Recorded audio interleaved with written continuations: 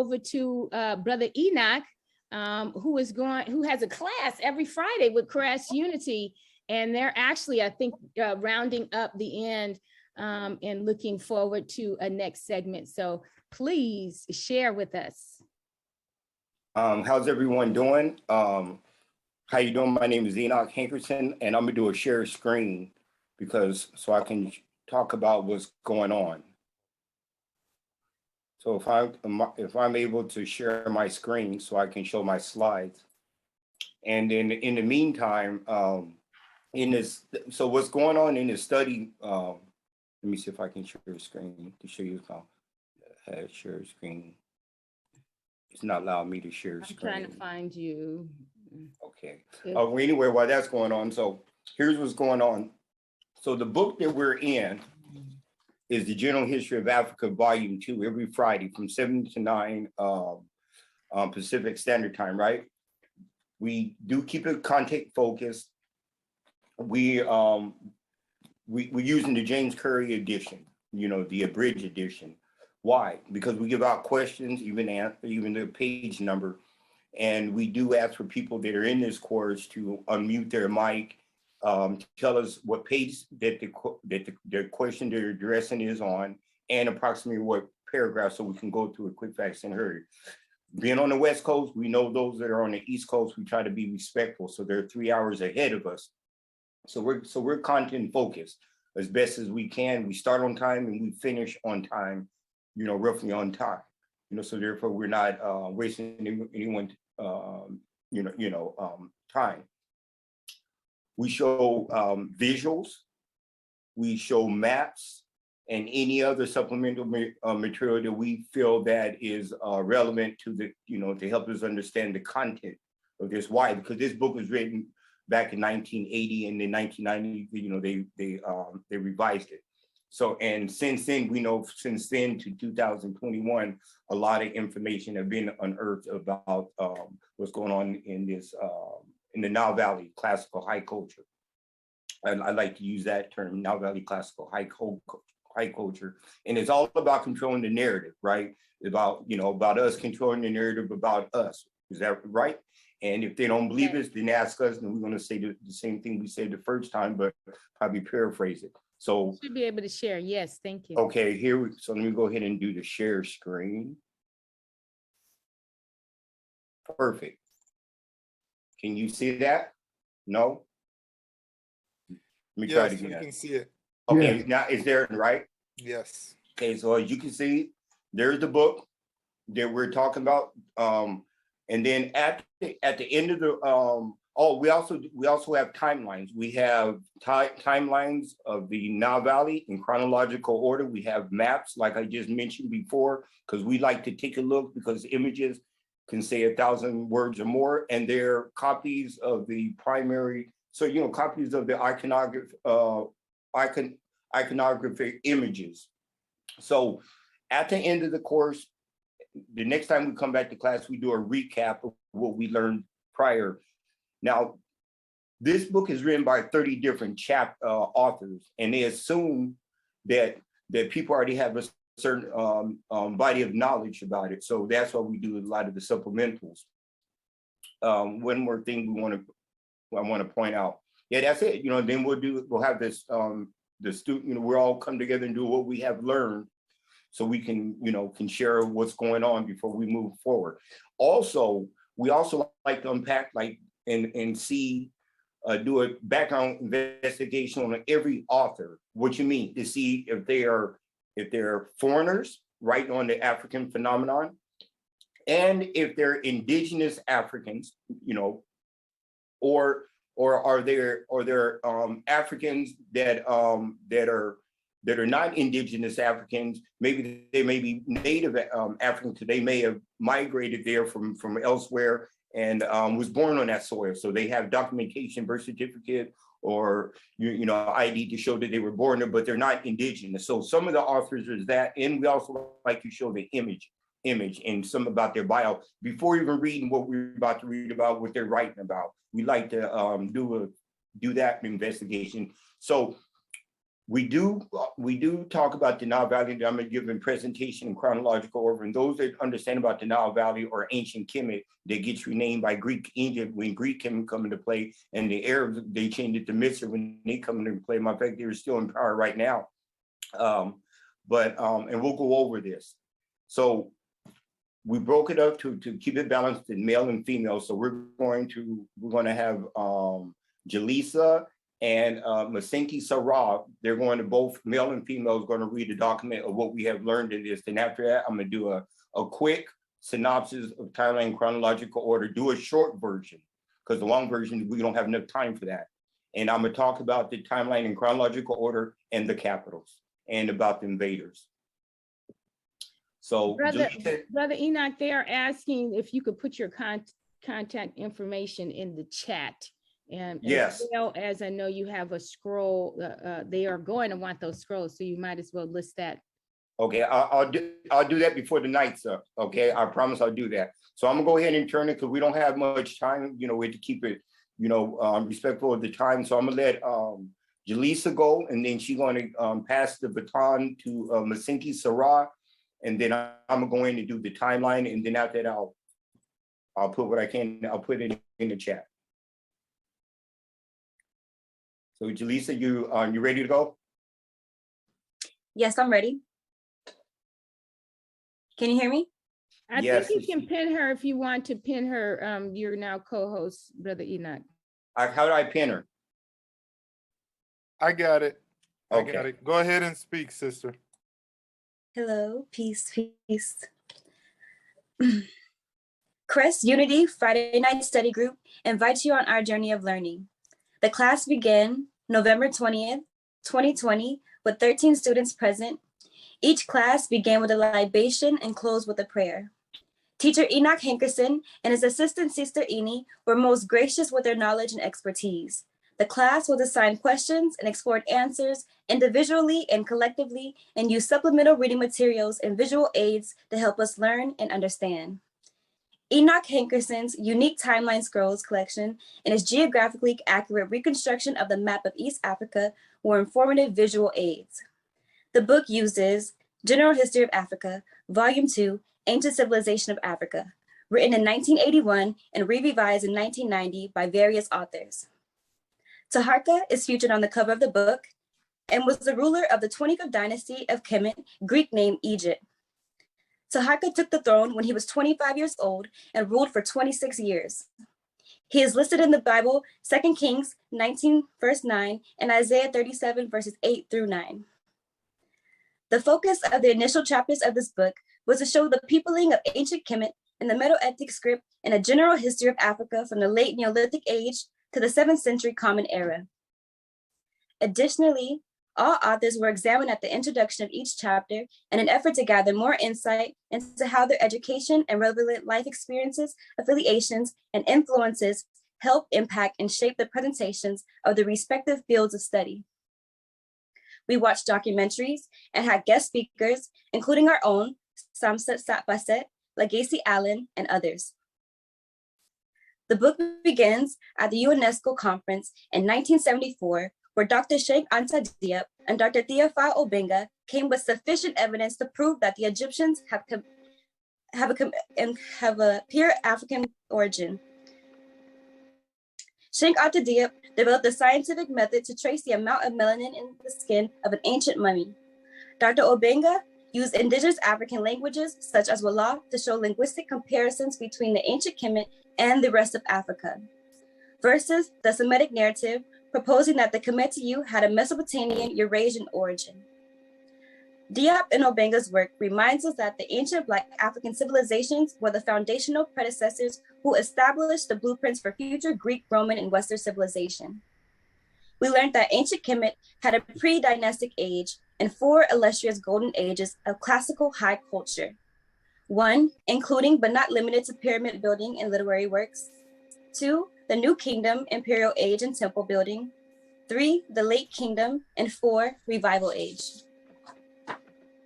Between these times of high culture, there were 3 intermediate periods of civil unrest, including the time when refugees called the Hyksos had overstayed their welcome, in a time of foreign invasion by the Assyrians, Persians, Greeks, Romans, and lastly, the Arabs. We learned that ancient Kemet, aka the land of the Blacks, or the land where Black people reside, was also called Tameri, the beloved land, before it was called Egypt by the Greeks and later Misir by the Arabs. We rejected the terms Middle East and Near East as used and framed by the 19th century German philosopher George William Frederick Hegel. The class covered these points: the origin of man and various skull types, King Narmer, also Menez, first pharaoh, and his wife Queen Neithotep, Imhotep, King Djoser, the first pyramid, the step pyramid on the planet, Hor Maket, Sphinx, and the physical features indigenous African, Amenhotep, indigenous African helix texture of hair. We learned about the cultural norms of the peoples of North, Central, Southern, and West Africa, and the island of Madagascar. We covered the Sahara in its classical antiquity, the East African coast, and trade in West Africa before the 7th century CE. We talked about the powerful female rulers of Africa, Menethotep, female pharaoh and queen, Hatshepsut, female pharaoh and queen, Queen T, Nefertari, the Kandake, Candaces, and many others. We learned of the important and powerful roles that Black women, royalty, priestly, and militarily played in ancient African history. We reviewed the Kemetic dynasties and their timelines and used the map of East Africa as a visual study guide. We discussed the pharaohs Akhenaten, Tutankhamun, Ramses, and the ruling framework of the respective dynasties. We uncovered the notably intricate functions of the temples and universities of higher learning that influence the foundations of modern day society. We discussed economic, social, and spiritual systems of Kemet, including its moral ethic code called Ma'at. We discussed Kemet's interactions with the rest of the world and its relationship with the Libyans and the people of Kush, respectfully. We talked about pharaonic Kemet and its contributions to economics, metalworkings, its early use of copper tools, wood, leather, and metal industries. We learned about the papyrus, a fiber used in boat making, calking, and paper scrolls.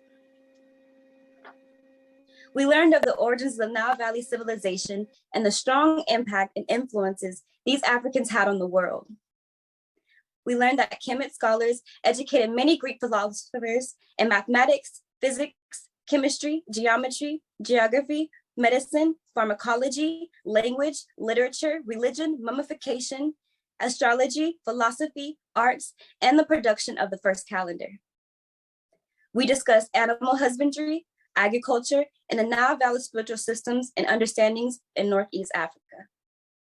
We learned about Kemet and the Hellenistic era and discussed the Library of Alexandria, named after Alexander the Greek, not great. We also discussed the debauchery among the new Ptolemaic ruling class of Kemet and how it contrasted with the Ma'atin ethics. We watched videos by Dr. Solange Ashby and Alice Asmundson.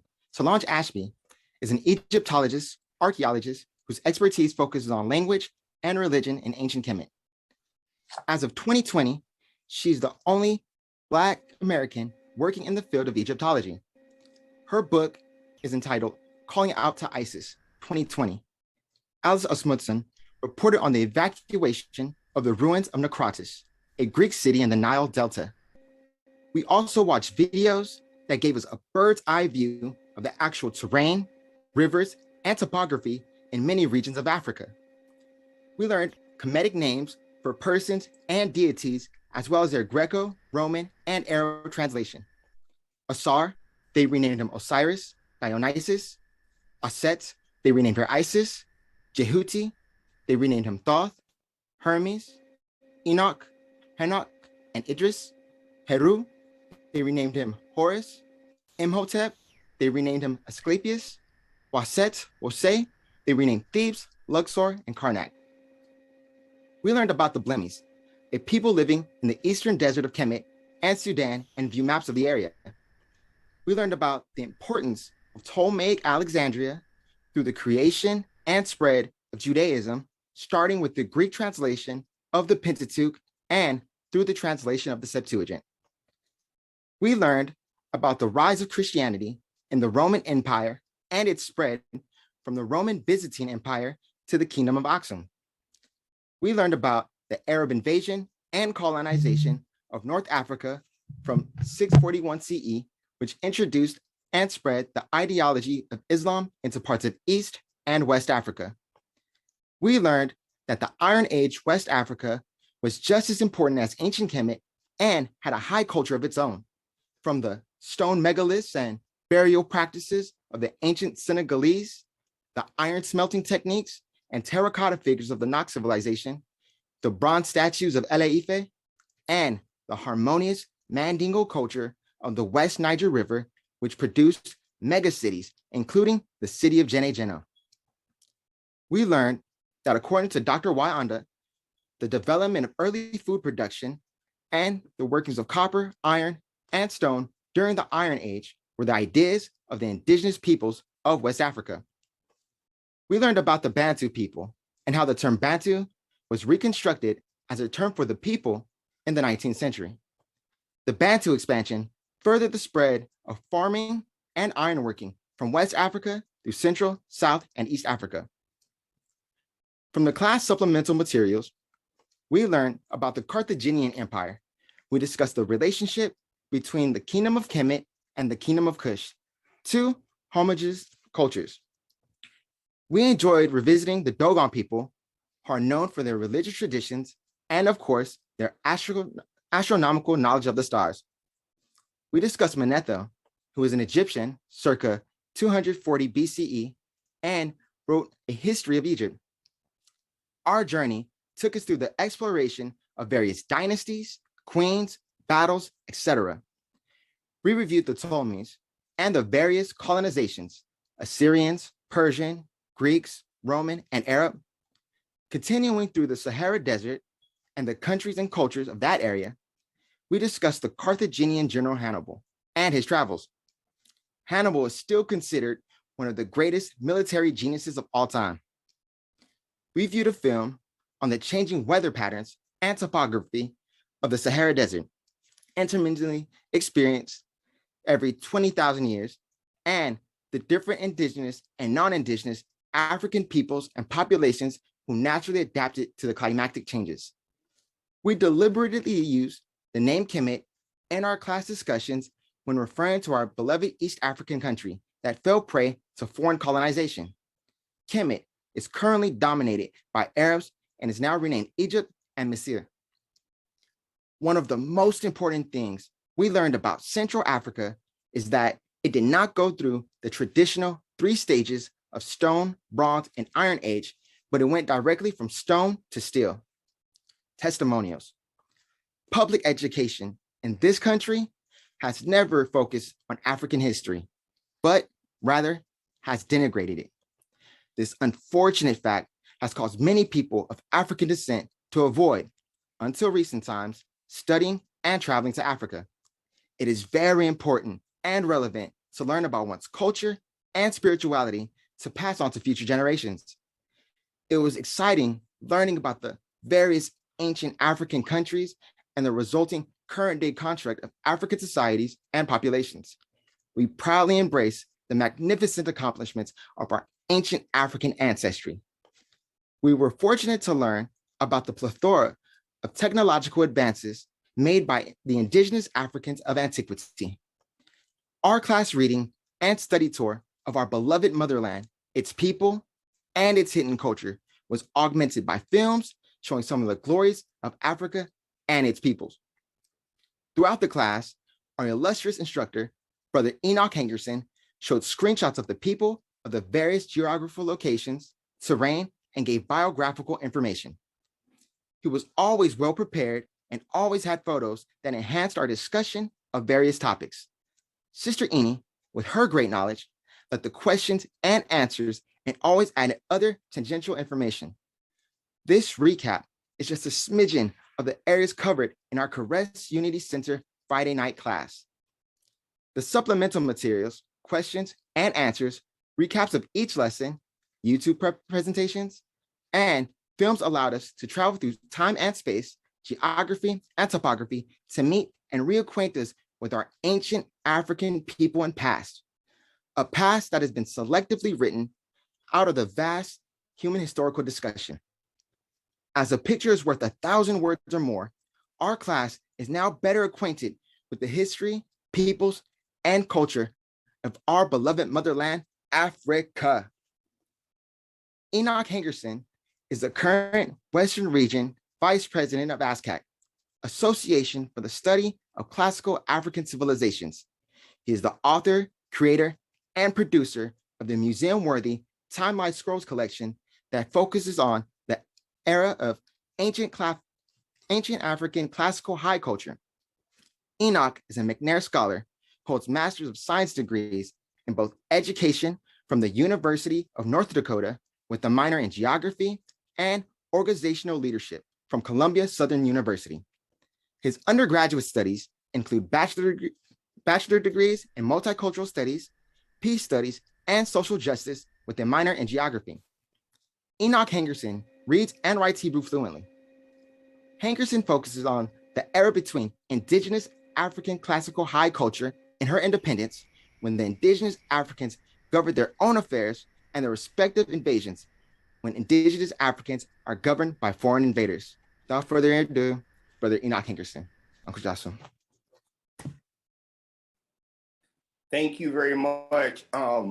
That's a little recap of what we have learned, through these 30 different chapters. Thank you very much. We're on.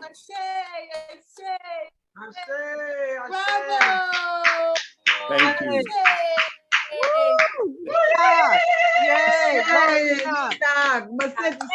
And if you look with Brother Enoch, there is also a listing for some of those timeline scrolls that you can get off of Etsy.com. So please get that information out of the chat.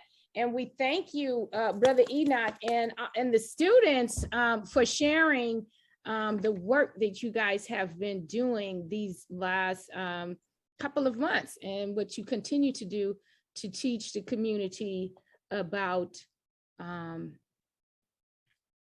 Kemet and what is the cornerstone of ASCAC is studying and learning about our ancestry.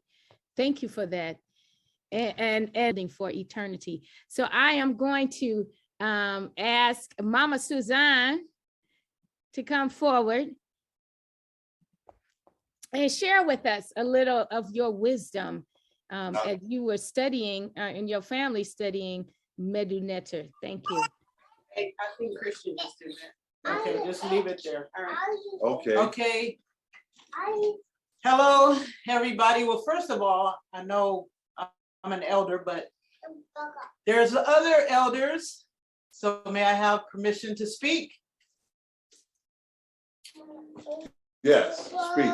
Oh, LeGrand, where you He's doing it, baby. You have permission to. at? Okay. There's Augustus. Yeah, That's thank Augustus. you.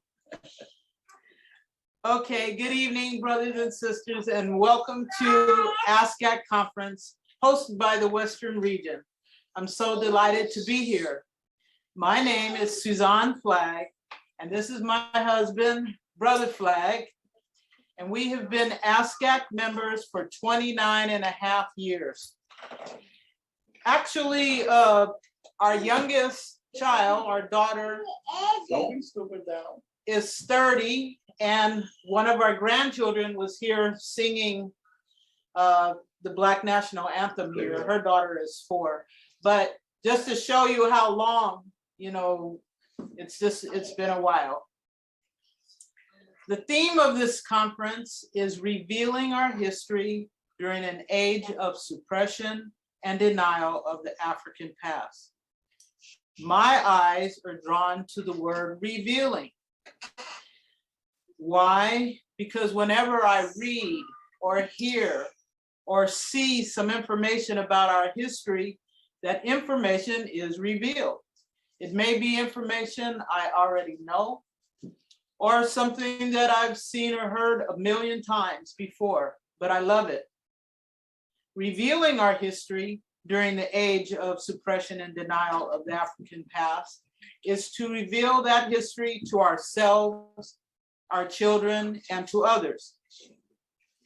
I chose my topic, beginning Medu Neter. our story, the tutorial, the model for study. That was how we revealed the history to ourselves. Click. This is our grandson looking at the papyrus of the judgment. You see? Click, click.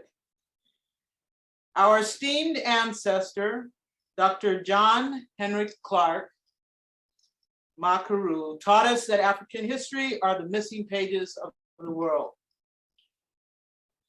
Click. Our esteemed ancestor, Asa Hilliard, taught us about the teachings of Ptahhotep, the oldest known book of the world.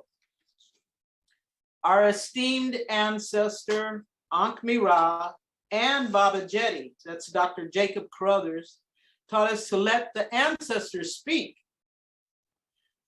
Our esteemed ancestor, Baba Jeti, taught us to get the primaries. Our esteemed ancestor, Queen Nzinga Radabishi Heru, said, create your own reality, build for eternity. Our esteemed ancestor, Dr. Ben, told us, return to Kemet, the Black Land. The ancients told us, I know you have heard by your actions. So when Baba Flagg, well, first I want to say during the age of suppression and denial, Egypt, Kemet, is always or oftentimes being denied that it is in Africa. So when Baba Flagg told me that Brother Sanjeti, a student of Ankh-Mira, and Raketi Amen had invited him to take instruction on the Meta Nature, I jumped at the opportunity to fulfill a promise we had made to one another while attending the International ASCAC conference in Kemet in 2007. The course presents a chance to add another brick to building for eternity and for the construction of our personal African-centered reality. Now, in the title of this vignette, it begins with beginning Meta Nature and 3 points that follow: our story, the tutorial, the model for study. Yes, he did it. Our story and how we decided to take Sesh Meta Nature Foundations Level 1, Language and Writing. Now, before the decision was made to take any class, we really thought about it. You see, we took a beginner's course several years ago with Ankh-Mira, and we never followed up. We loved the course, but raising our children, working, etc., we didn't make a strong enough commitment, and that's important. Stating our commitment at that time, or yes, at that time was well meant, but it's more to than just saying it. Over the years, we kept revisiting the idea of taking a Meta Nature class, especially after that trip to Kemet, and was thinking about how cool it would have been and fulfilling, more fulfilling it would have been to be able to actually read and interpret the writings on the walls. Oh, there were people with us and around us that could read it, but we couldn't stop talking about it. We made a commitment to ourselves, each other, and worked together through the distractions to overcome obstacles. There were still challenges, but we held on to our principles. So this time around, 14 years later, when the opportunity presented itself, we thought, okay, we're retired now, why not? Then those thoughts of being too old to take class, or will we have to study, do homework, take tests? All those things started to creep in. All the excuses started to creep in. So we're here to encourage any and everyone, do it. Don't take as long as we did if you can help it, but still do it. Whether it's a meta nature class or some other area of our wonderful African history that you're interested in. Our hopes was to interest our offspring to learn, write, and interpret the divine speech. But it hasn't happened yet, and we know there's still time. So we keep studying and decided to model the study for our grandchildren, all 21 of them, from ages 33 down to 3 months. And for each of them that they would learn, and that would be great at some point. Whenever we come across learning materials with stencils of the meta nature symbols, sets of flashcards of the symbols and sounds, or beginners and elementary workbooks, etc., we obtain them for the grandchildren. So you say, well, how did you decide? You may wonder how we decided and how we decided on the instructor to take the course from. Well, first of all, through listening to our scholars on programs of the past and the present. So if your VHS or your cassette or your CD or your DVD isn't working, oh, I'm just kidding. Just go on to YouTube. You can find most of our teachers and scholars. You can find something to listen to on YouTube. Also, you should locate the African American bookstore near you. Familiarize yourself with the books. You can also go to your library. You can go to African American events and flea markets. A lot of times they have books for sale. We have even found some in a thrift store. Thrift store folks didn't know what they had, and we got a treasure. You also may talk about your interest with others, people that have taken a course before, and also speak in your ASCAC region. Of paramount importance, it is to check the instructor's lineage. In other words, where the instructor got his or her training. For example, our instructor, Sanjay Ankra, was taught by Ankmira, whose book, by the way, just to let you know, Let the Ancestors Speak, Mysticism from Meta Nature, is $796 on Amazon. You can download it for free though on www.scribed.com. Ankmira was a highly esteemed author and instructor taught by Theophile Obenga, a colleague of Sheikh Anta Diop. And Sanjeti, our instructor, also studied under Raketi Amen, who studied in Senegal under Sheikh Anta Diop. Check out, well, first of all, the tutorial. How you too can begin studying Meta Nature. Check out a class schedule, date and times. Make the commitment, a strong commitment. Register, submit fees if any. Secure your time for your weekly class. And once class begins, obtain the class materials needed, just like in school. You can print out or download PDFs, etc. Notebook to keep your notes and exercises, index cards, and also jot down questions and the answers that your instructor may give you. On the screen, you can see where that's just some of my notes from class. So they're just raw notes. And that's my name down at the bottom in the Meta Nature. Cloth, the doorbolt, the vulture, and the water. Books that we referred to in our class was Middle Egyptian, by James P. Allen. We also use Egyptian grammar by Alan Gardner and Egyptian reading book exercises and Middle Egyptian tests by Adrian DeBuck. We were reminded in class that Martin Delaney wrote about the Meta Nature in the 1800s, I think about 1852. And that Jean-Francois Champollion also wrote about it in the 1800s, but earlier, like 1820. But even before them, Ibn Yashia wrote about it in the 9th century. More contemporary authors that was even mentioned tonight was is Egyptologist at the University of Chicago. Her name is Solange Ashby, and her book is Calling Out to Isis.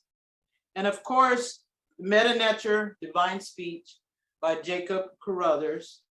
And that's another one that's on Amazon for $375 and currently not available anywhere. There's just so many others. And I want to say that Dr. Greg Carr has also given us tips on how to study. They're quite useful. We have to study. There's no getting around it.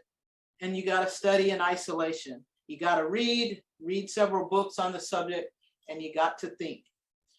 Read and listen in community. Learn how to use metaphors. Dr. Carr says Dr. Clark was a master using metaphors. I have a few books that I would just like to hold up. You hold up the book, still. And this is my grandson. Hold the book up to them. This is The Irritated Genie by Jacob Carruthers. We have Meta Nature, The Divine Speech. Very fortunate to have that book, and it's signed. Essays in Egyptian Studies, and The Teachings of Ptahhotep.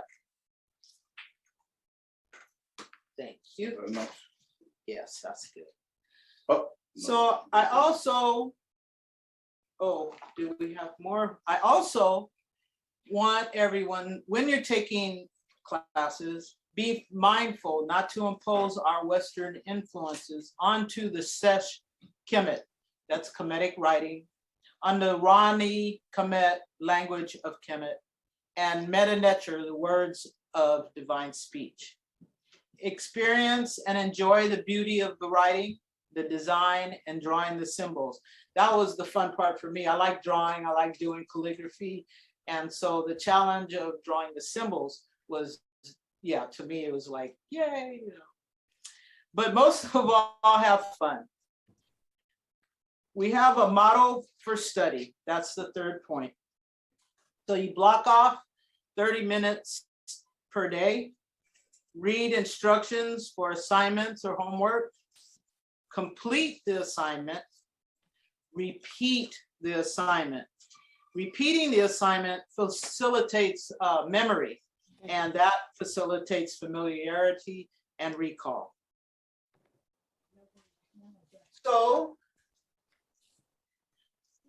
now I know my ABCs, my ideograms, my monoliterals, my biliterals, and some triliterals. Next time, won't you transliterate and translate with me? Thank you for your time. I hope this brought edification to my ancestors, to my instructor, to each of you, to my family. And if I misspoke, if there is any error in this presentation, it is all my mistake and not that of ASCAC or any scholars that I mentioned. I say no. To quote Nzinga Redabishi Heru, if I had 1,000 tongues and 100 years, I could not express enough thanks for giving me a listen. Enjoy the conference tomorrow. Shemhotep. Hooray, Babu! Hooray, Ashay! Brilliant, brilliant, brilliant. Thank you for stepping up, Sister Flagg. Brilliant. We've been waiting for you. Brilliant, brilliant.